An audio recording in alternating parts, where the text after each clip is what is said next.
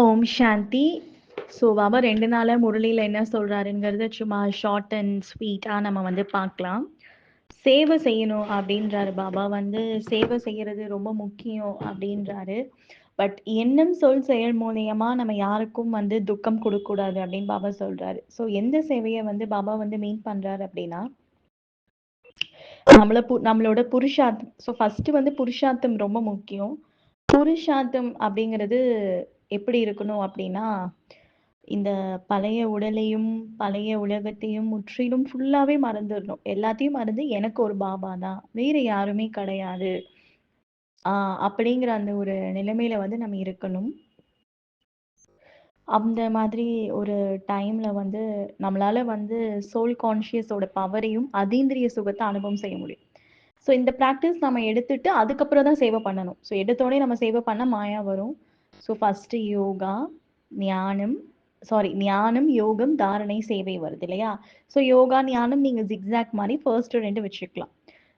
பாபா இந்த உலகத்தையே மறக்க சொல்றாரு. ஸோ இந்த மாதிரி குழந்தைங்களுக்கு தான் பாபாவோட அருமையை தெரியும் இல்லையா? அந்த உலகத்தின் சுவையை வச்சுட்டு சேவையோட கூண்டுல மாட்டிட்டு எல்லாத்துல இருந்தும் புத்தி விலகணும் இல்லையா? தங்க கூண்டா இருந்தாலும் சரி, வைர கூண்டா இருந்தாலும் சரி, எல்லாத்துல இருந்தும் நம்மளோட புத்தி ஃபுல்லா விலகி இருக்கும் பொழுதுதான் நம்மளோட புத்தி ரொம்ப ஷார்ப்பா, ரொம்ப கிளீன் அண்ட் கிளியரா இருக்கும்.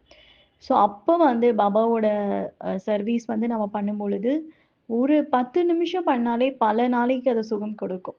ஸோ பாபா என்ன சொல்றாரு மெயினா அப்படின்னா, இந்த உலகியல் விஷயங்கள்ல உங்க புத்தி ஈடுபடுத்தாதீங்க. ஸோ எல்லாத்துல இருந்தும் ஆத்மா முற்றிலும் விலகி இருக்கணும் அப்படின்றாரு. So detachment plus love. அட்டாச்மெண்ட்ல போயிடாதீங்க. விலகி இருந்து அன்பு செலுத்துங்க. எல்லா காரியத்தையும் பண்ணுங்க. எல்லார் கூடயும் பழகுங்க. ஆனா விலகி இருந்து அந்த அன்பு நீங்க மத்தவங்களுக்கு கொடுக்கணும், அனுபவம் செய்ய வைக்கணும். ஸோ இந்த மாதிரி குழந்தைங்களுக்கு தான் பாபாவோட இதய சிம்மாசனம், ஆசனம் அப்படிங்கிறது கிடைக்குது. இல்லைன்னா பாபாவோட சுகம் அனுபவம் ஆகாது, பாபாவோட அதீந்திரிய சுகம் அனுபவம் ஆகாது, எதுவுமே அனுபவம் ஆகாது. ஓம் சாந்தி. நடக்க முடியாத விஷயங்கள் கூட சாத்தியமாகும். எனக்கு ஒரு பாபா தான், வேற யாருமே இல்ல அப்படிங்கிற அந்த அனுபவம் ஆழமா செய்யணும் அப்படின்னா விகாரங்கள்ல இருந்து ஒதுங்கி இருக்கணும். ஸோ நிறைய விஷயங்கள் நம்மளோட ஆத்மாவை ஒதுக்கி வச்சு நம்ம லைஃப்ல என்ன நம்ம முன்னேற்றத்தை அடையக்கூடிய பாதையில போகணும். அவங்கவுங்களுக்குன்னு லௌகிக் ஒர்க் இருக்கும், அலௌகிக் ஒர்க் ரெண்டுமே பேலன்ஸ் பண்ணணும். ஆத்மா பாபா கிட்ட நெருக்கமா போகும் பொழுது சைலன்ஸ் தான் ரொம்ப பிடிக்கும். அந்த சைலன்ஸை யாரு அதிகமா விரும்புறாங்களோ அவங்க தனிமையை அதிகமா நேசிக்க ஆரம்பிப்பாங்க. பட் எல்லாருமும் தனிமையாவும் இருக்க முடியாது இல்லையா? ஸோ அதனாலே பாபா குழந்தைங்களோடையும் இருப்பாங்க, தனிமையாவும் இருப்பாங்க, சைலன்ஸையும் விரும்புவாங்க. அப்போ ஆத்மா ரொம்ப நல்லா ஒரு கிளீன் பெர்ஃபார்மன்ஸ், அந்த ஒரு கிளீன் ஸ்டேஜ்ல இருக்கும். அந்த கிளீன் ஸ்டேஜ்ல ஆத்மா இருக்கும் பொழுது என்ன ஆகும் அப்படின்னா, அந்த காந்தம் போல அந்த ஈர்ப்பு ஏற்படும் பாபா கிட்ட. ஏன்னா ஆத்மா ரொம்ப பியூரா இருக்கும் பொழுது பாபாவோட அந்த அன்பு, பாபாவோட அந்த நினைவு, ஸோ இது எல்லாமே ஒரு அட்ராக்ஷனா இருக்கும் அந்த ஆத்மாக்கு.